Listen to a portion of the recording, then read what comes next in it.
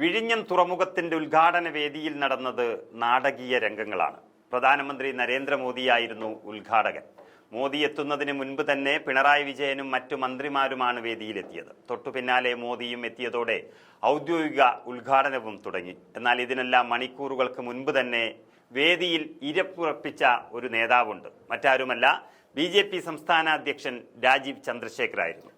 BJP സംസ്ഥാന പ്രസിഡന്റാണെന്ന് പറയുമ്പോൾ ഔദ്യോഗികമായി ഒരു പദവിയും രാജീവ് ചന്ദ്രശേഖരനില്ല.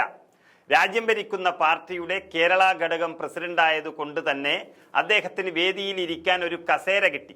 ഈ കസേരയിലാണ് മണിക്കൂറുകൾക്ക് മുൻപേ തന്നെ രാജീവ് ചന്ദ്രശേഖർ ഇരിപ്പുറപ്പിച്ചത്. എന്നാൽ ഇതെല്ലാം കണ്ട് സദസ്സിലിരിക്കുകയായിരുന്ന മന്ത്രി മുഹമ്മദ് റിയാസിനടക്കം കലിയിളകി. അത് സ്വാഭാവികമാണ്. മന്ത്രിയായ തനിക്ക് പോലും വേദിയിലിരിക്കാൻ കസേര നിഷേധിച്ചപ്പോഴാണ് BJP അധ്യക്ഷൻ മണിക്കൂറുകൾക്ക് മുൻപ് തന്നെ വേദിയിലിരുന്നത്. അല്പത്തരം എന്നാണ് മുഹമ്മദ് റിയാസ് ഇതിനെ വിശേഷിപ്പിച്ചത്. രാജീവ് ചന്ദ്രശേഖരന്റെ ഇരിപ്പ് കണ്ടാൽ വിഴിഞ്ഞം തുറമുഖം ഒറ്റയ്ക്ക് നിർമ്മിച്ചതുപോലെയുണ്ടെന്നും നാണമില്ലേ എന്നുമെല്ലാം മുഹമ്മദ് റിയാസ് ചോദിക്കുന്നുണ്ട്. നമുക്ക് ആ വീഡിയോ കണ്ടു നോക്കാം. ക്യാമറ അങ്ങോട്ട് തിരിച്ചാൽ അവിടെ ഇരിക്കുന്ന സ്റ്റേജിൽ ഇരിക്കുന്ന വ്യക്തിയെ നിങ്ങൾക്ക് കാണാം. BJPയുടെ സംസ്ഥാന അധ്യക്ഷനാണ്. രാഷ്ട്രീയ പാർട്ടിയുടെ ഒരു സംസ്ഥാന അധ്യക്ഷൻ ഒരു ഉദ്ഘാടന പരിപാടിയിൽ ഇരിക്കുന്നതിൽ കുഴപ്പമില്ല. പക്ഷേ ഏക രാഷ്ട്രീയ പാർട്ടിയുടെ ഏക അധ്യക്ഷനെയാണ് അവിടെ ഇരുത്തിയിരിക്കുന്നത്. ഇവിടെ മുമ്പിൽ നിങ്ങൾ ഇരിക്കുന്നു നോക്കൂ. മുമ്പിലിരിക്കുന്നത് ധനകാര്യമന്ത്രി സദസ്സിലുണ്ട്.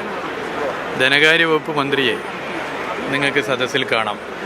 മുൻ മന്ത്രിയും CPIMൻ്റെ സംസ്ഥാന സെക്രട്ടറിയുമായ സഖാവ് MV ഗോവിന്ദ മാഷ് ഇതാ എൻ്റെ തൊട്ട മുമ്പിലിരിക്കുന്നുണ്ട്. അദ്ദേഹം MLA കൂടിയാണ്. മന്ത്രിസഭയിൽ അംഗമായ നമ്മളൊക്കെ ഇരിക്കുന്നത്. അപ്പോൾ